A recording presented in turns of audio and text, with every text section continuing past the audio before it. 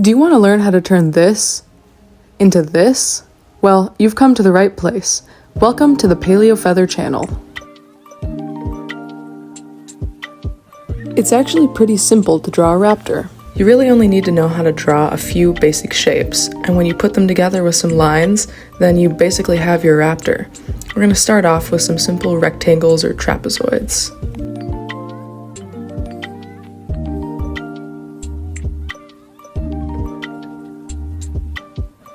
And now for the next shape, we're just going to come in and draw some curved lines, just like that. Just make it confident and free, and just a nice smooth swoop like that. And make sure you practice each of these shapes and lines frequently to get confident in your strokes. The next shape is going to be a straight line with a sort of teardrop or oval shape around it. These are going to become your legs eventually, and it's important to be very comfortable in drawing these.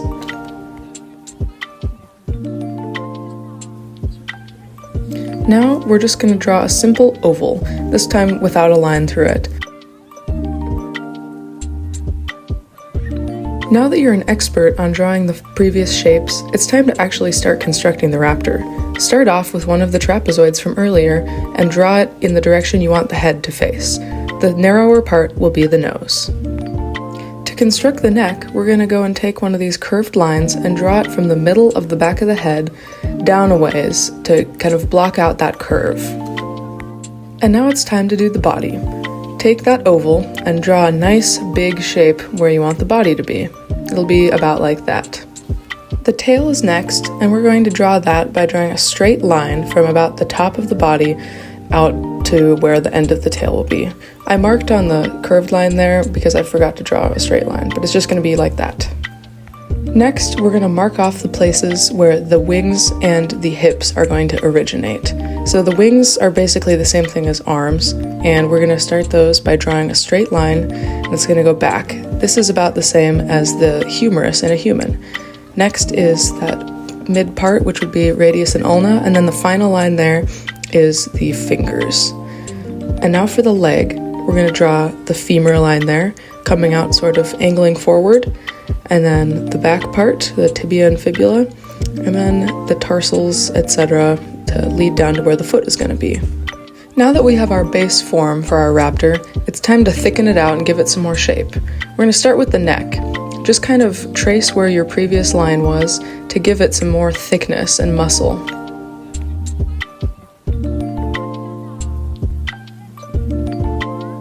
Now it's time to block in the pubic bone. Raptors like this are saurischians, which means lizard-hipped. Ornithischians have so-called bird hips, but funnily enough, birds are descendants of saurischians. Now let's thicken the tail a bit and give it some more structure by adding a second straight line underneath.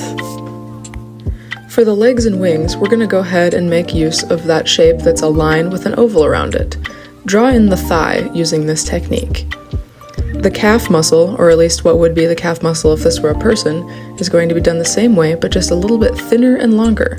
And the bottom part is not very muscly, just kind of more straighter lines. The wing will be done in the exact same way, with just smaller circles. Continue doing this technique until you have a nicely blocked out wing. Let's continue fleshing out our raptor by adding an eye. Just do a simple little circle for this in about the same location. We can also kind of round out some of the shapes by adding little lines like this. To create the jaw and mouth, you're just going to draw a sort of long smile with a downturn at the end, just like so. You can practice this on a separate sheet of paper if needed. Then add the nostril and continue to the wing. Raptors have 3 fingers. Start by drawing the first one, which is a sort of elongated rectangle. The second one is longer than the first and looks about like that. And the third one is also shorter than the second one, about like that. Next, we're going to add in the claws, which you can do by drawing very short curved lines. These claws are going to be turned forward because raptors need to be able to grab things. You can do those on the first 2, because the third one you're not really going to see otherwise. Now we've gotten to my absolute favorite part. We're going to draw in the feathers of the wing. Now, a wing of a bird or a raptor is about the same. You've got a block of primary feathers and a block of secondary feathers, which you can see me drawing here. I'll probably make a second video just about this topic because it's so important and I see so many mistakes being made. But for now, just draw the wing as basically a trapezoid and a rectangle.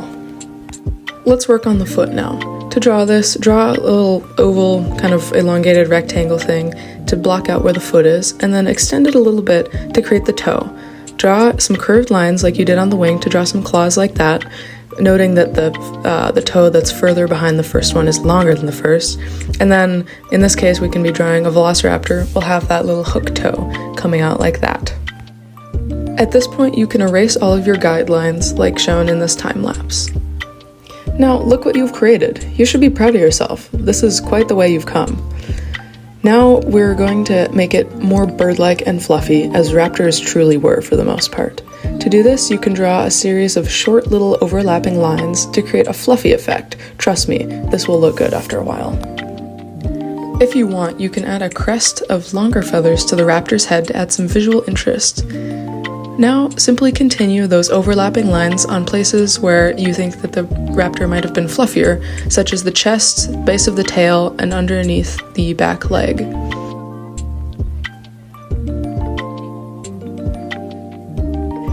Let's work on the tail feathers now.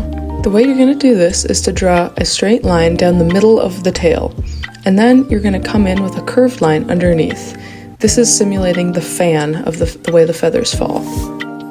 Next, you're going to add some lines angling towards the back of the dinosaur, which are showing where each of the feathers are lying. Here, I'm just drawing a little inset thing to show you what the top view would look like, and it would be something like this, kind of a sort of fanned out shape. Raptors have long, bony tails, unlike today's birds, and that's why they're so long. Here, we can add the primary and secondary wing coverts, which are going to kind of mirror the shape of the wing like that, and you can use those kind of circle shapes to guide you if you need.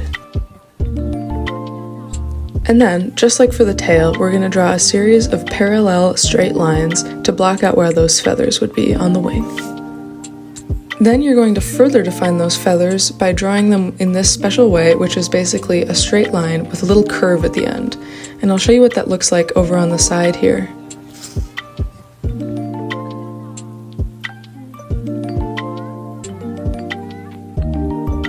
And with that, you've completed your raptor. In this video, I'm just going to outline mine with pen, but you can continue with colored pencils or any other colored media if you'd like. I'm just doing this for a line drawing to have a nice thumbnail.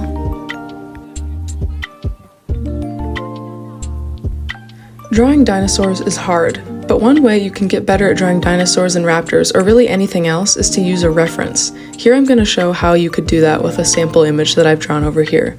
So, like before, you're going to start out with that trapezoid rectangle thing for your head, and then add a curved line for the neck.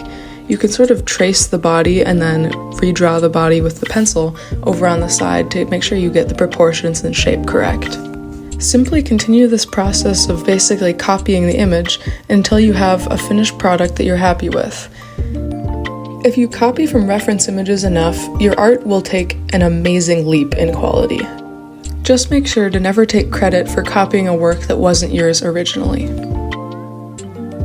If you're looking for good references to draw from, I'd strongly recommend using Pinterest as a reference source. They have so many good dinosaur drawings on there, and I have a whole board saved for them that I might link in the description if you need a lot of quality paleo art to work from.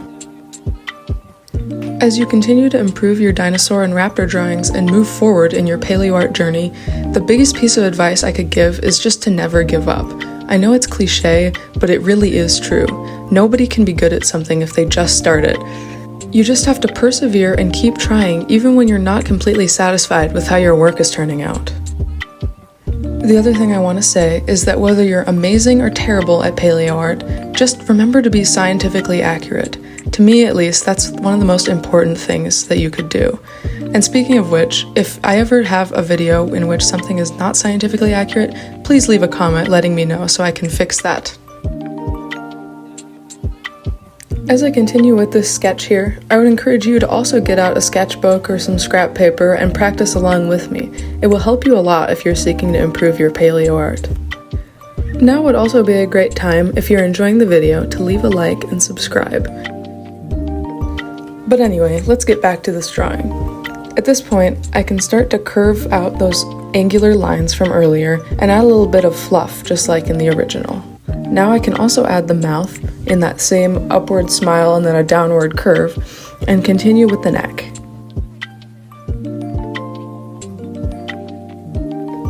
Like I showed you before, we can now create that fan-like tail by drawing a line down the middle of it and adding some parallel lines to represent the feathers. The wings we will do the same as before, and like I said, I'll probably make another video to show how to do this accurately because it is a very challenging part of a dinosaur. And there you go. That's how you draw from a reference.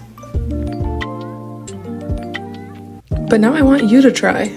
I'm going to show you several pictures and I want you to pause the video and draw them on your own paper.